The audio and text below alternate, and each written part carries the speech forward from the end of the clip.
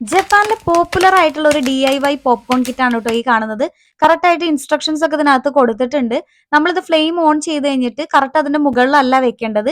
ഏകദേശം ഒരു 2-3 സെന്റിമീറ്റർ മുകളിലായിട്ടാണ് പിടിക്കേണ്ടത്. പിന്നെ നടുക്ക് ഇതുപോലെ ഒരു സ്റ്റിക്കർ ഉണ്ട്, അത് നമ്മൾ റിമൂവ് ചെയ്യണം. എന്നിട്ടാണ് നമ്മളിത് തീയിന്റെ മുകളിൽ പിടിക്കേണ്ടത്. ഇത് ഉപയോഗിക്കുന്നത് മെയിൻ ആയിട്ട് ക്യാമ്പിങ്ങിനും അതുപോലെ തന്നെ ഔട്ട്ഡോർ കുക്കിങ്ങിനൊക്കെ വേണ്ടിയിട്ടാണ്. ഈ ഒരു പാന് ചൂടായി വരുന്ന സമയത്ത് നമുക്ക് ഇതിനകത്ത് നിന്ന് പോപ്പ് ചെയ്ത് വരുന്ന സൗണ്ട് കേൾക്കാൻ പറ്റും. ഒരു 2-3 മിനിറ്റിനുള്ളിൽ കംപ്ലീറ്റ് ഇത് പോപ്പ് ചെയ്ത് വന്ന് റെഡി ആയിട്ട് കിട്ടും കേട്ടോ. ഇത് ഞാൻ പറഞ്ഞല്ലോ, ക്യാമ്പിങ്ങിനും ഔട്ട്ഡോർ കുക്കിങ്ങിനൊക്കെയാണ് സാധാരണയായിട്ട് ഉപയോഗിക്കാറുള്ളത്. നമ്മൾ സൂപ്പർ മാർക്കറ്റിലൊക്കെ പോയി കഴിഞ്ഞ് കഴിഞ്ഞാൽ സാധാരണ നമ്മൾ ഓവനിലൊക്കെ വെച്ച് ഉണ്ടാക്കുന്ന പോപ്കോണിന്റെ ഒന്നും ഏരിയയിലല്ല ഇത് വെക്കാറുള്ളത്.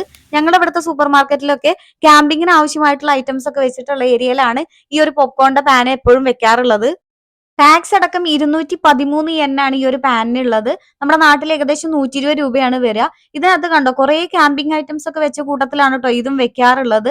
നമ്മൾ പുറത്തു പോകുന്ന സമയത്ത് ക്യാമ്പൊക്കെ ചെയ്യുന്ന സമയത്ത് ഡയറക്റ്റ് സ്റ്റവിലോ അല്ലെങ്കിൽ ഓപ്പൺ ആയിട്ടുള്ള ഫ്ലെയിമിലോ അല്ലെങ്കിൽ ക്യാമ്പ് ഫയറിലോ ഒക്കെ വെച്ചിട്ട് നമുക്ക് ഈ പോപ്കോൺ ഉണ്ടാക്കാൻ പറ്റും. ഇവിടെ ഒരുപാട് ഐറ്റംസ് കണ്ടല്ലോ ക്യാമ്പിങ്ങിന് ആവശ്യമായിട്ടുള്ളത്. ഇത് വിറകൊക്കെയാണ് കേട്ടോ. ഈ വിറകിന്റെ വിലയൊക്കെ കണ്ടല്ലോ, നല്ല വിലയാണ്.